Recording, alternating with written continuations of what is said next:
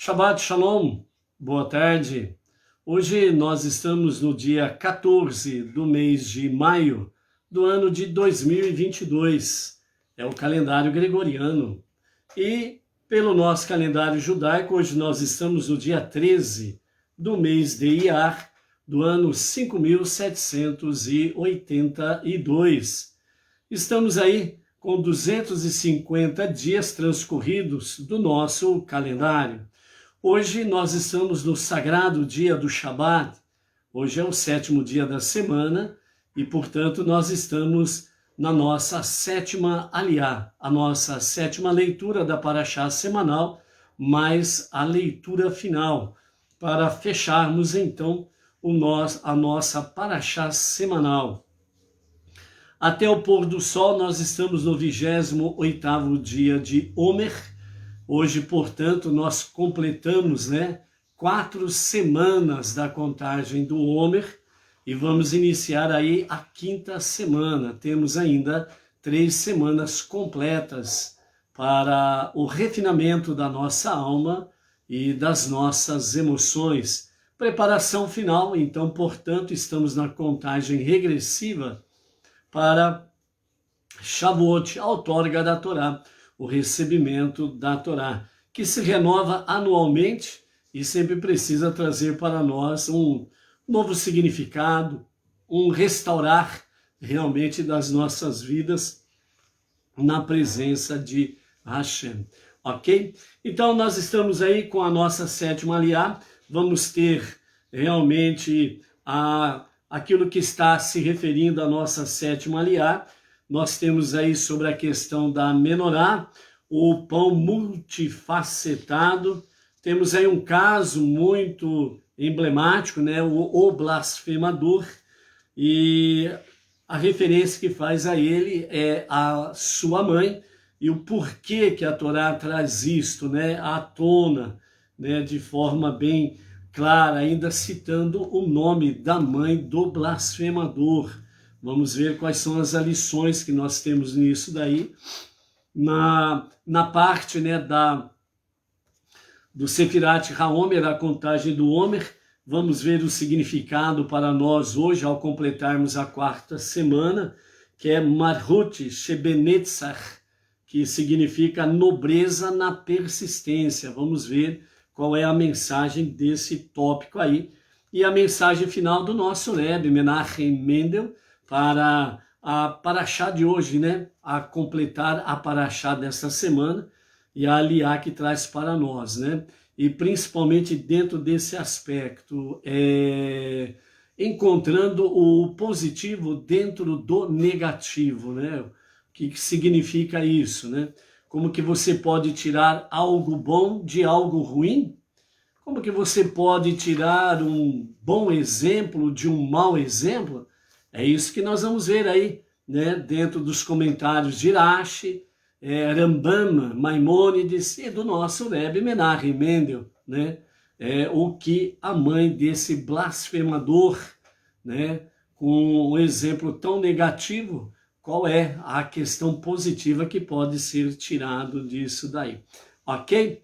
Vamos lá então para o início com a nossa mensagem inicial do nosso Rebbe hoje, nesse dia sagrado do Shabat, onde ele nos fala sobre mantendo-se elevado, Então a palavra inicial já traz para nós realmente o tirar o positivo do negativo, bem como também tirar um bom exemplo do mau exemplo, sempre havendo a possibilidade de que nem tudo está perdido, sempre temos em Hashem, o escape, uma porta de escape.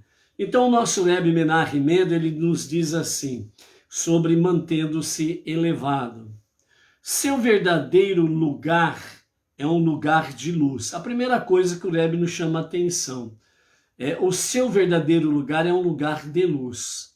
Isso é algo que nós temos que ter convicção e não dúvidas. Será que é? Será que não é? Não. Nós temos que ter convicção, mesmo quando nós não estamos lá aquelas coisas. Nós não podemos duvidar disto. que o nosso lugar é um lugar de luz. Vamos ver mais para frente.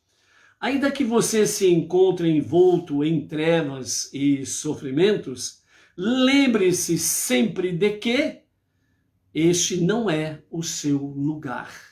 Ou seja, envolto às trevas e sofrimentos não é o teu lugar. É outra coisa que você precisa ter convicção desta realidade. Seu eu essencial vive em um vínculo indissolúvel com a fonte de luz. Então aqui o Rebbe está dizendo que o nosso eu essencial, a nossa alma divina, a nossa alma, que ele, o eterno, o criador, o único criador, ele nos fez assim, esta alma é eterna. Então ele nos diz, o seu eu essencial vive em um vínculo indissolúvel com a fonte de luz. Então a nossa fonte indissolúvel é o próprio Criador, o único Deus, o único Criador e o único Salvador. A única fonte essencial para tudo na vida deste universo e daqueles que compõem este universo. Se essa essência não fosse, de fato, a fonte essencial, por exemplo, dos átomos, o choque de um átomo com outro já provocaria uma explosão atômica. Imagine, então, os átomos no universo inteiro se chocando. Se essa fonte essencial não fosse a fonte de sustentação de uma única estrela, de um único planeta, de um único asteroide, cometa e por aí afora vai, o universo estaria numa bagunça que não tem tamanho e realmente tudo voltaria ao zero absoluto, porque as explosões cósmicas aconteceriam sucessivamente uma atrás da outra e não sobraria nem pó para contar a história, voltaria tudo ao zero absoluto. Então a fonte essencial de todo o universo é um único Deus, ponto. Isso nós não podemos duvidar. Bem como o seu eu está neste vínculo indissolúvel com Deus. Outra coisa que nós não podemos duvidar. Portanto, de lá, ou seja, o eterno, o único Deus, o único soberano, do seu trono, de toda a sua majestade, ele lança um vislumbre de si mesmo para baixo, onde nós conhecemos como Shekhinah, a presença divina que se manifesta no nosso universo, no nosso planeta, através das 10 emanações, conhecidas como Sefirot, os 10 filtros, para que essa Shekhinah, a presença divina, se revele no nosso universo, no nosso planeta, numa dimensão em que nós podemos suportar e o universo pode suportar e não voltar ao seu zero absoluto. Então, ele lança um vislumbre de si mesmo para baixo, a fim de transformar as trevas em luz. Por isso, nosso Rebbe Menachem Mendel diz, a luz que há em ti, faça com que a escuridão brilhe. Então, por isso, o desafio para conosco, no nosso dia a dia, é, de fato, manter-se elevado. Mesmo que nós estejamos envoltos em trevas e sofrimentos, né? Ou seja, momentos que nós falhamos, erramos, pecamos, nós não podemos duvidar em hipótese nenhuma de que Ele está conosco e que nós estamos conectados à nossa fonte essencial, ok? Então, esta é a mensagem do nosso Rebbe para conosco nesta tarde, ok?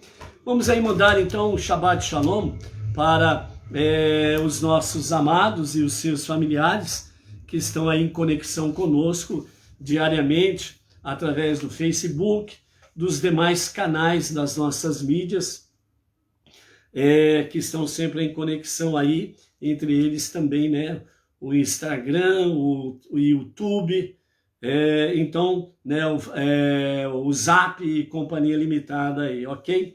Então, um Shabbat Shalom a você e sua família, Rosa Maria Simplício de Farias, a Nayara Oliveira, do Rio de Janeiro, o Alexander Oliveira Souza, do Rio de Janeiro, Edilane Gomes, lá de Terra Rica, Paraná, a Olga Martini, Eldorado, Minas Gerais, ali a região de Contagem, o Henrique José Merbold, de Joinville, Santa Catarina, Augusto Mendes, Deusdete Costa da Silva, Macaé, Rio de Janeiro, o Beto Okazaki, Paraná, Roberto Duarte, Rio das Ostras, o Leão Santos de São Vicente, litoral paulista, o Bruno Marcos Mendonça Costa de Mendonça, da cidade de Faro, lá no Pará, o Wellington Oliveira, Jundiaí, interior de São Paulo,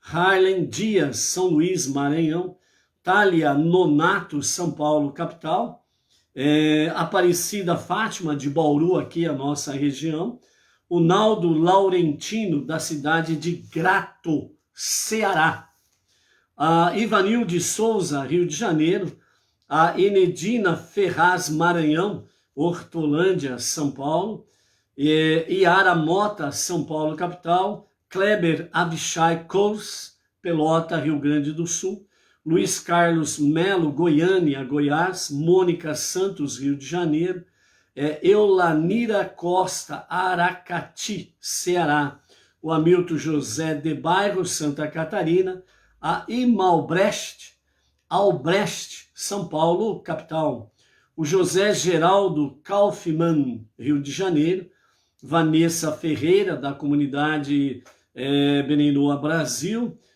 Felipe Almeida, São Paulo, capital, Marcos Prates, Rio das Flores, Rio de Janeiro, Nilson Ferreira Dias, Itapecerica da Serra, São Paulo, Abraão Laranjeira, Itacoatiara, Amazonas, Elci Reginato, Porto Seguro, Bahia, Roger Bentes, Nilópolis, Rio de Janeiro, Vânia Alvarez Pessoa, Rio de Janeiro, Estácio de Azevedo Marques Santos, cidade litorânea de São Paulo, ao casal Paulo e Célia Moraes Traiman, de Anápolis, Goiás, Ana Lúcia Escorec Markovixi, do Rio de Janeiro, a Sueli Teitelbaum, do Rio de Janeiro, Rude Daniel, de Erechim, Rio Grande do Sul,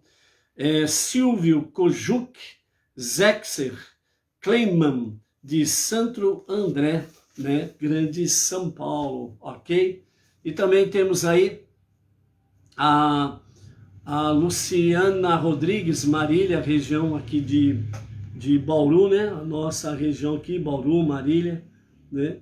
E o Luiz Ribeiro, Itaquera, Grande São Paulo, né?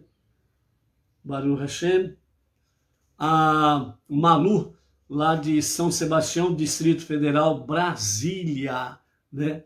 Quem mais está por aí, dá um shalom para a gente poder ver quem que está por aí, tá bom? Né? Então, à medida que for dando um shalom aí e aparecendo aqui os nomes para nós, né? E a cidade de onde são, aí nós vamos falando aí o nosso shalom para você e a sua família, ok? Baruch Hashem. A nossa aliá de hoje é a sétima aliá para a conclusão da nossa sétima paraxá, aliás, da nossa paraxá semanal, que é Emor, né? Fale, onde Deus disse a Moshe, né, para falar a Arão e os seus filhos, né, o ensinamento que ele vai passando para Moshe. Então, a nossa aliá de hoje, nós temos aí a nossa sétima aliá, mais Mafitir, que é a leitura final da nossa paraxá. Então, hoje nós estamos no capítulo 24, verso 1 até o verso 20, é a nossa sétima aliá, E a leitura final são os versículos 21 a 23, ok? Então nós temos aqui as recomendações finais da nossa paraxá, do verso 1 até o verso 9, nós temos aí a respeito da menorá, a lâmpada, né, que que precisa permanecer constantemente acesa na presença divina. Então, né, Deus falou a Moshe dizendo, ordene aos filhos de Israel que tragam-lhe óleo de iluminação puro de olivas esmagadas para manter a lâmpada queimando continuamente de noite a noite, ou seja, ao pôr do sol de um dia até o pôr do sol do outro dia. Portanto, 24 horas por dia é para manter as luzes acesas da menorá ou candelabro, né? Ali diante da presença de Hashem, né, no mexicano deserto e no Beit Hamikdash em Jerusalém. Então, dessa forma, as luzes da menorá permaneciam acesas 24 horas por dia constantemente, ok? E bem como também isso mostra para nós que a mensagem da menorá acesa diante do altar, diante da presença divina, significa a mesma palavra que nós temos com o nosso Rebbe Menachem Mendel, o líder da nossa geração e o justo da nossa geração, nessa palavra inicial que ele nos trouxe, mantendo-se elevado, porque nós temos anteriormente a orientação que Deus passa a Moshe e Moshe Arão, que Arão ele precisa elevar-se para acender as luzes da menorá, ou seja, ele precisava elevar-se, subir as escadarias para poder acender as luzes da menorá. Então é manter-se elevado, manter-se em luz ou manter-se em conexão com a sua fonte essencial, para que a sua luz, a sua chama não se apague. Então, não importa, como diz o nosso Rebbe na palavra inicial, se você está envolvido em trevas, no sentido de que você errou, você falhou, você pecou, então ele diz, não desista. Simplesmente isso, não desista. Ah, estou em sofrimento, é por uma questão de saúde, ou estou em sofrimento por uma questão de que nada dá certo para mim, aparentemente, as coisas não vão bem, e então eu não vai nada bem comigo, como diz o outro, né? Mas aí a palavra é não desistir. Não esqueça que o seu eu essencial, ou seja, o seu real eu sou, vamos assim dizer, ou o seu real eu, porque eu sou só o Eterno pode dizer, porque só ele existe, só ele é real e só ele subsiste sem ajuda de nada, etc. e tal. Mas o seu essencial eu, ou a sua alma divina, né? Ela está constantemente em conexão com a fonte essencial. Então, a palavra é exatamente esta, a mensagem é esta sobre manter continuamente as luzes acesas da menorá. Você é o candelabro de Deus, por assim dizer, de forma análoga, nesse tempo presente. Você é realmente a tocha de Deus para se manter acesa no meio a esse mundo turbulento e tenebroso, para que as trevas e as suas sequelas sejam realmente transformadas em luz. E dessa forma o que acontece? Você, eu, nós, juntos, somando, ombro a ombro com o nosso irmão mais velho, o povo judeu, nós vamos simplesmente fazendo com que a escuridão se transforme em luz. E aí dentro desse aspecto, nós vamos o quê? Preparando e abreviando realmente a revelação do justo e o verdadeiro Mashiach, ok? Então essa é a grande mensagem de manter a menorá acesa. Por isso é importante as nossas preces diárias, é importante você ter em mãos, na sua posse, individualmente, o Sidur Benei Noach para suas preces diárias, desde o primeiro dia da semana até o 7º dia da semana, você manter realmente, né, o guia Benei Noach, que são as orientações do nosso dia a dia, o conhecimento, o entendimento da Torá, das 7 leis universais, etc. e tal. Esses 2 livros que foram compilações do nosso Rav Yaakov Gerenstad, né, que é o líder do movimento Bnei Noah Brasil, na nossa sinagoga, sede lá no Brooklyn, né, Sinagoga Rabbah de Brooklyn, São Paulo, né, fez esses 2 livros em especial justamente para o movimento Bnei Noah, que é a base, é isso que você precisa estar preocupado aí em ter posse e poder fazer isso diariamente, mantendo a tua luz acesa, mantendo a sua menorá acesa, a sua própria vida, ok? Depois nós temos aqui ainda dentro dos versos 9 e 10 do capítulo 24, onde fala a respeito do pão, que semanalmente, né, em toda a tarde do 6º dia, né, era preparado os pães especiais para o Shabat. Então, aqueles pães que eram colocados ali na presença divina para o Shabat, ele permanecia até o próximo Shabat, quando eram substituídos. E esses que eram substituídos, eles eram consumidos pelos próprios Kohanim, certo? Então, mais um pão, pães de uma semana eles comiam depois. Esse era um dos grandes milagres que também aconteciam, porque os pães permaneciam de uma tal forma que, aparentemente, e o seu sabor é como se ele tivesse acabado de sair do forno, por assim dizer, no sentido de agradável, saboroso, etc. e tal. Então, na presença divina, significa que o pão em si, né? O pão em si, ele não envelhecia, não estragava, né? Então, por isso que na substituição, dessa forma, os Kohanim, os sacerdotes, alimentavam desses pães multifacetados que eram substituídos. E isso, qual é a mensagem que traz para nós essa realidade, né? Primeiramente, a própria Torá, os 5 primeiros livros da Bíblia, é comparado ao pão, como o maná, que descia do céu. Quer dizer, sempre novo, sempre saboroso e para alimentar. Segunda mensagem que nós temos nisso daí é a nossa própria vida, como um pão diante de Deus, que precisa sempre estar vivo, renovado, saboroso, né? Para que possamos sempre estarmos aí produzindo aquilo que é agradável a Deus e ao próximo, certo? Então, dentro desse aspecto aqui, temos a mensagem de amenorá e o pão multifacetado, ok?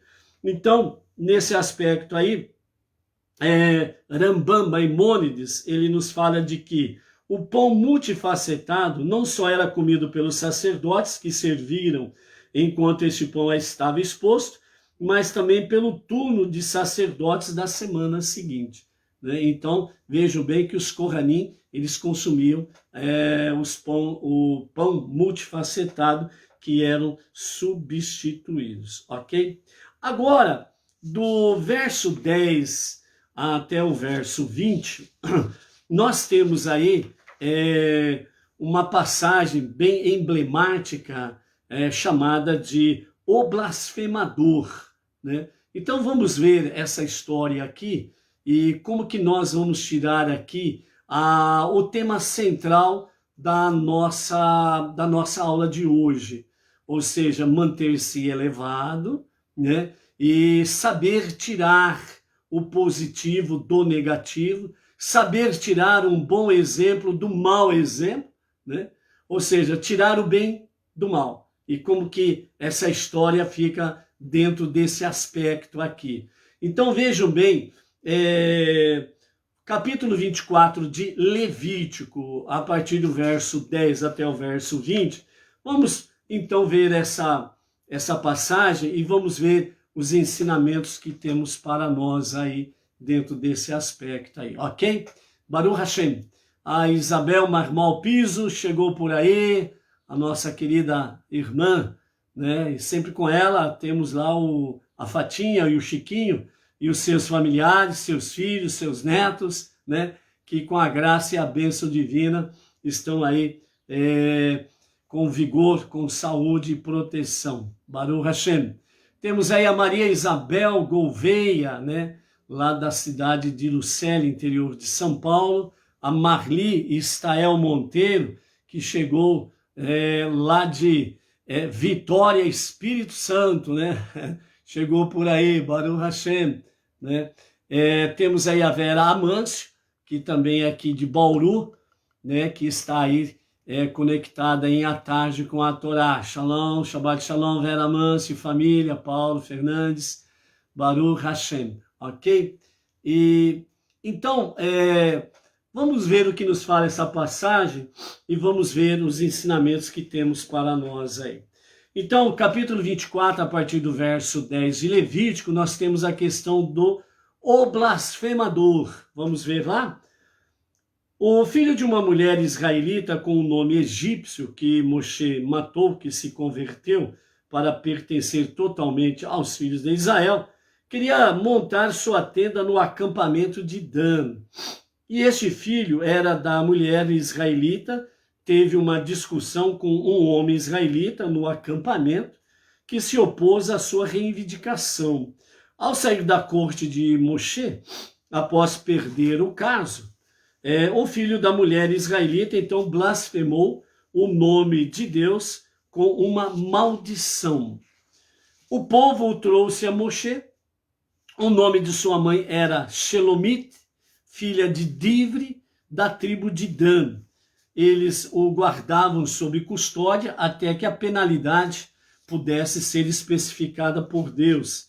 E Deus falou a Moshe dizendo: tira o blasfemador do acampamento, todos os juízes e testemunhas que ouviram sua blasfêmia devem pôr suas mãos sobre sua cabeça.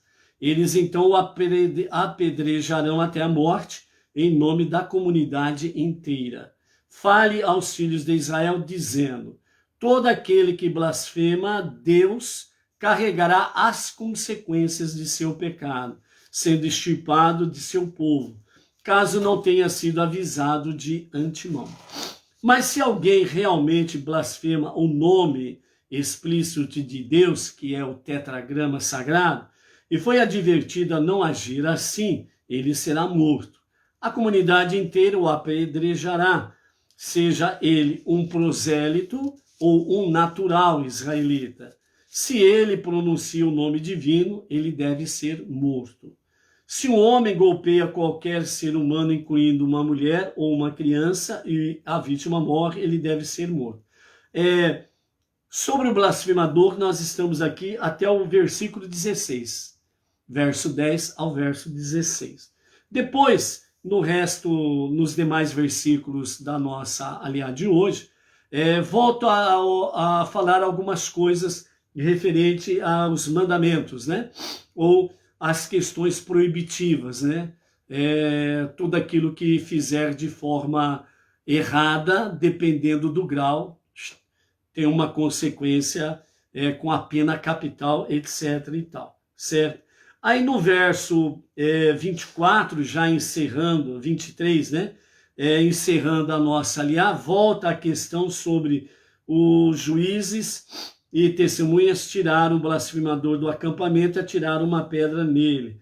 Então aí houve a execução da pena sobre aquele que é o blasfemador, né? Então foi executado a pena sobre ele aí. Nós ficamos aí a princípio da nossa aliá de hoje sobre a menorá e o pão. E agora nós vamos ver aí sobre a questão do blasfemador e as lições que nós temos para nós aqui. Vejam bem que a sabedoria judaica baseada na Torá, ela fala que nós não podemos, em hipótese nenhuma, colocar alguém publicamente em humilhação, fazer ele passar vergonha, vexame ou algo semelhante, que nós precisamos evitar tal questão sobre isso. E aqui a Torá traz para nós exatamente a questão o blasfemador e traz o nome da sua mãe. Então, aparentemente, parece que há uma contradição com essa questão. Mas se não é para trazer uma pessoa pública para passar vexame ou ser humilhada, e como nesse caso aqui, a mãe do blasfemador é citado o nome dela, né? De quem ela é filha e de que tribo ela pertence. Parece que há uma contradição, mas na realidade nunca podemos esquecer que tudo que está na Torá tem sentido, significado. Nada está em vão, nada está ali por acaso, ok? Primeira coisa que nós precisamos descobrir é a origem dessa situação, desse filho, e obviamente a origem desta mulher, por que chegou a esse ponto. Então a origem que nós temos aqui segundo Rashi, nos fala que para louvar o povo judeu, realmente essa passagem ela está aqui, é para louvar o povo judeu. Então Rashi, ele já começa falando dessa forma. Por que ele começa falando dessa forma? Para que nós não fiquemos dominados pelo pensamento pequeno e nem pelo pensamento negativo, ou aparentemente a mensagem negativa. Então já começa aqui realmente Rashi mostrar para nós o ponto positivo, ou seja, elevar-se, ok? Então ele diz, esta passagem é para louvor, né? Ou louvar o povo judeu. As escrituras dão publicidade a este caso para nos informar de que ela era a única que havia tido relações ilícitas. Então essa mulher foi a única mulher judia que teve um relacionamento íntimo, ilícito, com um não-judeu. Certo? Seu nome, Shelomit, indica que ela era verbosa, ou seja, sempre perguntando a todo mundo, como vai você?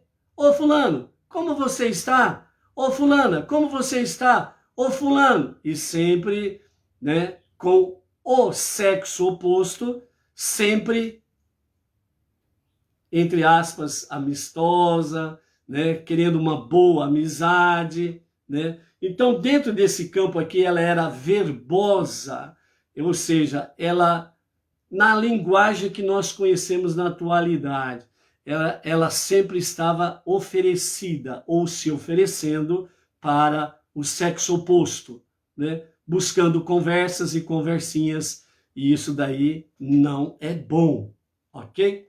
Então, seu nome Shelomit indica que ela era verbosa, né? Uma palavra bonita para não dizer ela oferecida. Ou então aquela questão da mulher mexeriqueira, né? Vai além das suas fronteiras, vai além da sua cerca, pula a cerca e a coisa não acaba bem. Ela foi chamada de filha de Divri, Bat Divri, já identificando o nome dela e o nome de seu pai. Sugerindo que ela era verbosa, falando com qualquer pessoa. Então ela não era uma pessoa recatada, né? Ela era oferecida. Foi por isso que ela caiu em pecado e acabou praticando uma relação proibida, um sexo proibido com um não-judeu. E aí nasceu o seu filho, um filho bastardo, no qual, por ele ser exatamente um filho bastardo, o pessoal da tribo de Dan não aceitou ele fazer a cabana dele lá no meio deles. Por quê? Porque ele não tinha um pai judeu. Ele tinha uma mãe judia. Mas nesses dias, o povo judeu era contado pelo homem, pela cabeça da família, o homem. Então ele não tinha isto. Então isso foi levado ao quê? Ao tribunal. E quando foi julgado, ele perdeu a causa, porque realmente ele não tinha um pai judeu. Então ele era um bastardo, entendeu? E aí ele saiu blasfemando contra o nome de Deus. E aí, como diz o outro, aí a coisa ficou ruim mesmo, certo? Então aqui nós temos a origem da mãe do filho. E por que que aconteceu isto? Ser um blasfemador, ok? Vamos então agora para a questão: existe um antídoto? Existe a cura? Ou seja, existe algo positivo de tudo isso negativo? Então vamos começando aqui exatamente pelos ensinamentos do Talmud, onde os nossos sábios dizem: por que a Torá louva o povo judeu às custas da incriminação de Shelomit, como nos trouxe aqui Rashi? Então, os nossos sábios dizem: isso poderia ser comparado ao princípio de que, se uma pessoa faz uma techuvá profunda, um retorno a Deus para um verdadeiro e genuíno arrependimento, certo?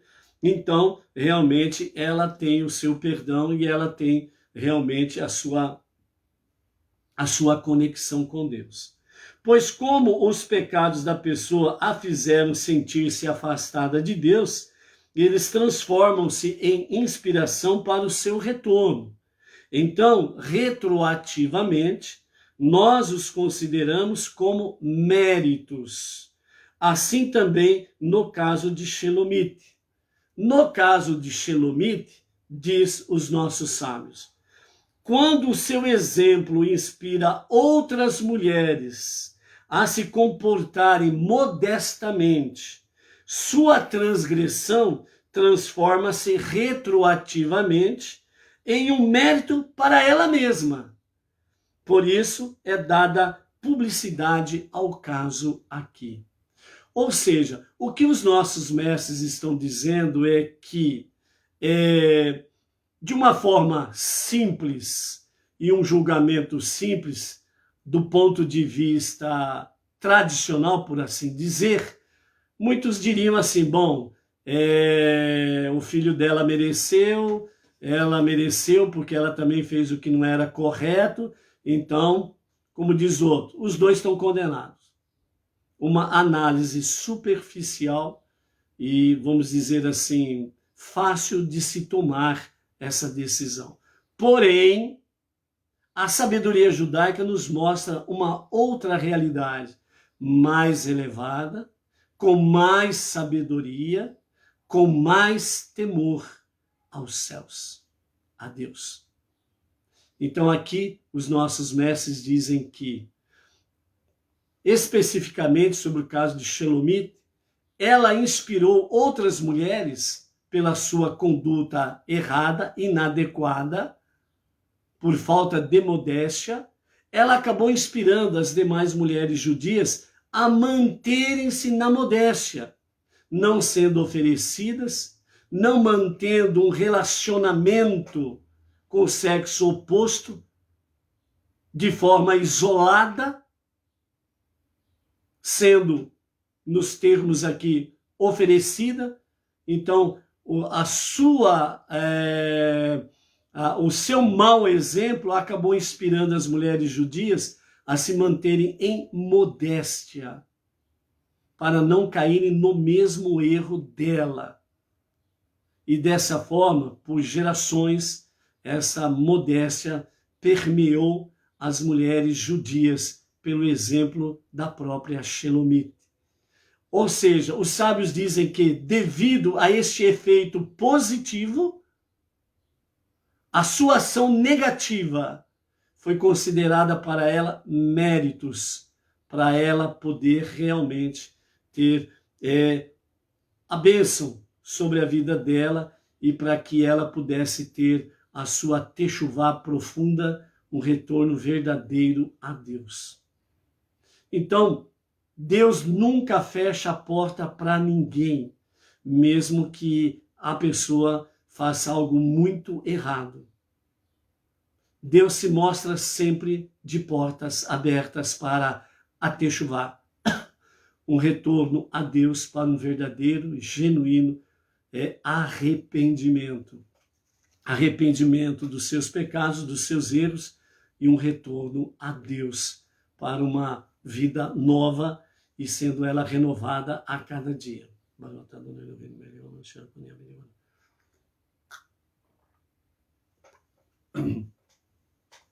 Então aqui, dentro desse ensinamento, né, então os nossos mestres trazem isto. O seu exemplo, ele inspirou outras mulheres, e isso foi colocado para, com Shelomit, não um peso de acusação, mas foi colocado para ela como um alívio, uma bênção, porque o seu exemplo negativo trouxe um efeito positivo. E isso foi considerado para Shelomit realmente algo bom. Foi considerado méritos em favor dela, para que ela não tivesse aí, vamos dizer, um juízo pesado, mas realmente um juízo brando, ok? Então, depois aí nós vamos para o verso 17 em diante, onde nos fala sobre as questões ainda sobre a questão Shelomit, nós vamos voltar com a palavra final com o Rebbe, tá bom? Que vem aperfeiçoando melhor ainda esta visão aí. Então nós temos aí sobre as últimas recomendações para que realmente não venham violar os mandamentos divinos. Quando entramos aí nos versos 21 a 23, que é o encerramento da Parashá, a leitura final, também vem as recomendações finais da nossa Parashá, e, portanto, nos fala aí, né, na sua palavra final sobre a questão do blasfemador, né, que foi tirado do meio do povo, e dessa forma aí ele acabou levando a sua justa pena por blasfemar contra o nome divino. Não esquecendo que tanto para os judeus como para os não-judeus, temos a mitzvah, o mandamento de não blasfemar contra o nome de Deus.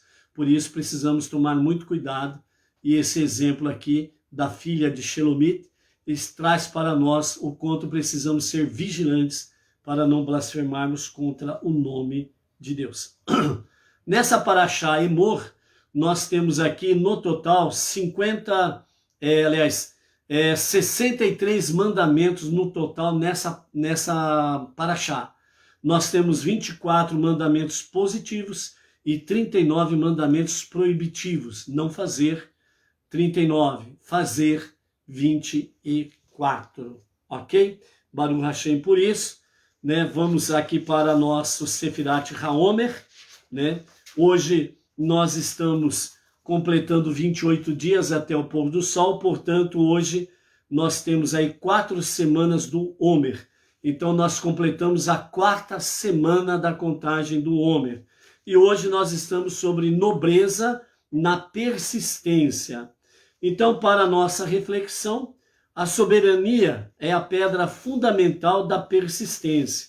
Quando a perseverança abrange as 6 qualidades anteriores, torna-se verdadeiramente um tributo e um testemunho da majestade do espírito humano, né? A majestade do espírito humano, veja, a dimensão de elevação do espírito humano, majestade.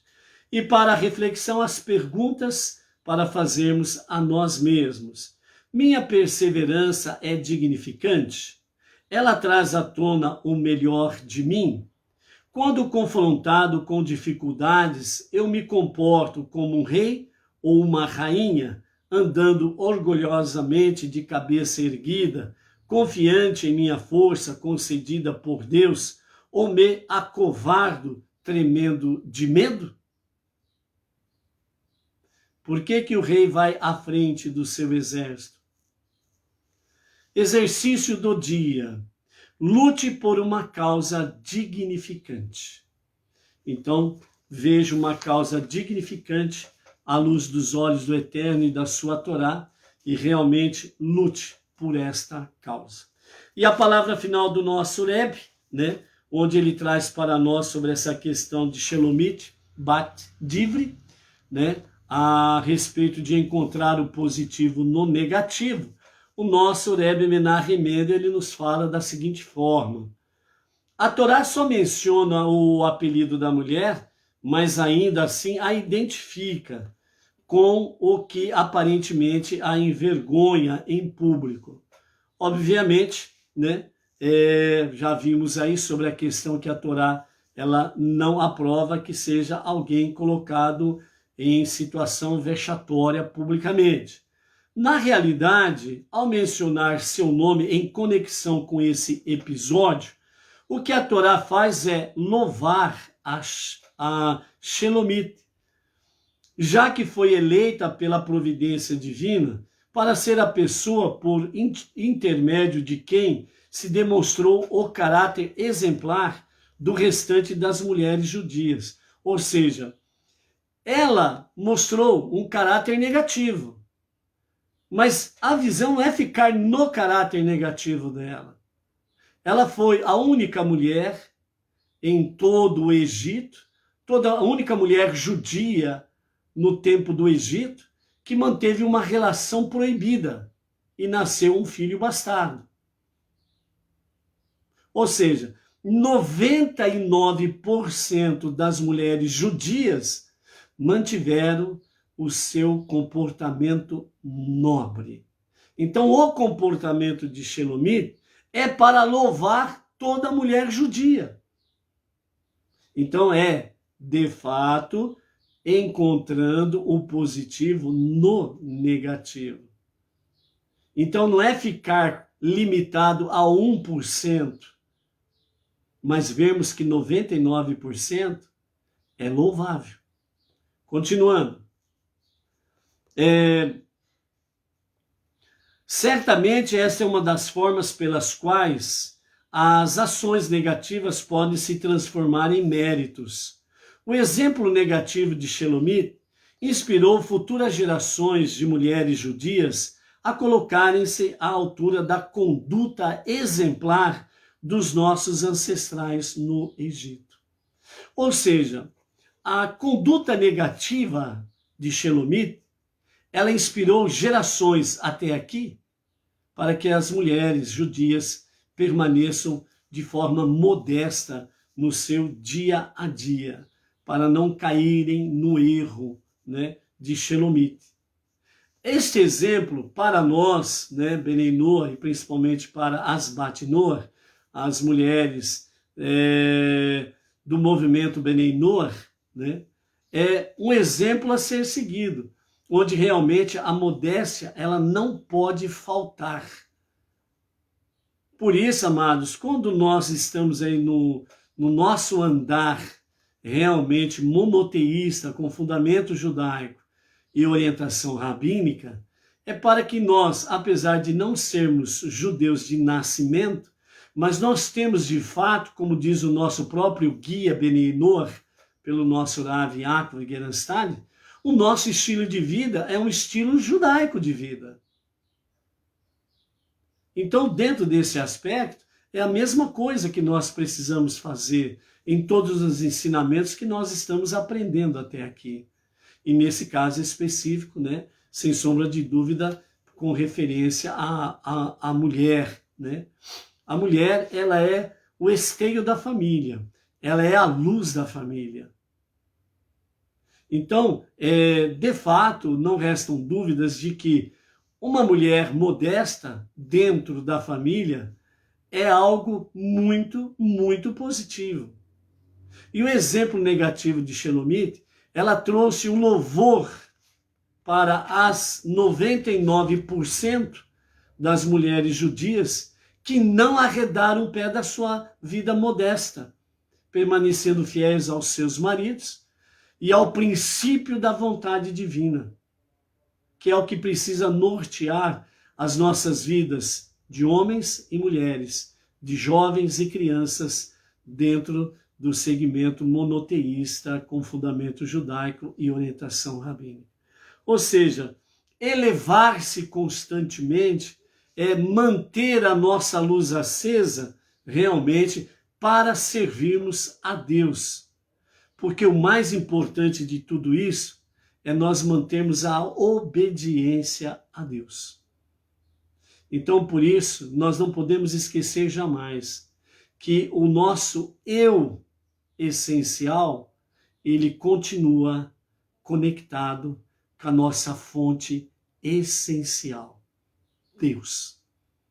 E por isso, para todas as questões da nossa vida, nós precisamos procurar manter a nossa luz acesa.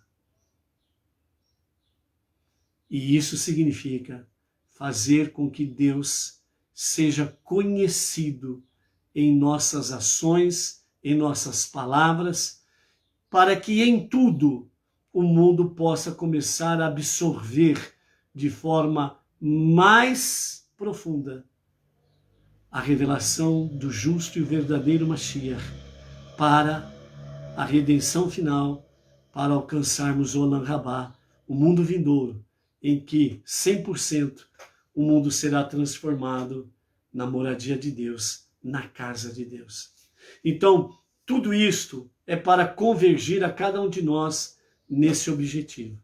Por isso, não arrede o pé em elevar-se às alturas, manter a sua luz acesa em conexão com a fonte essencial da nossa vida, com Deus. Então, por isso, seja forte, seja luz. Não deixe por nada, por ninguém, esta luz se apagar. Você é e sempre será precioso ou preciosa para Deus. Ok? Um bom encerramento do Shabat, né? A nossa Havidalah, né? Um momento do encerramento do Shabat, ele vai acontecer às 18h08 de hoje. É a separação do 7º dia para os 6 dias comuns. A separação do Shabat, o dia sagrado do Shabat, o dia especial, para os 6 dias comuns. O Shabat especial, essencial, santo, luz, etc., ele corresponde exatamente à redenção final com Mashiach, para o próximo passo ser o Olam Rabá, o mundo vindouro, a vida eterna.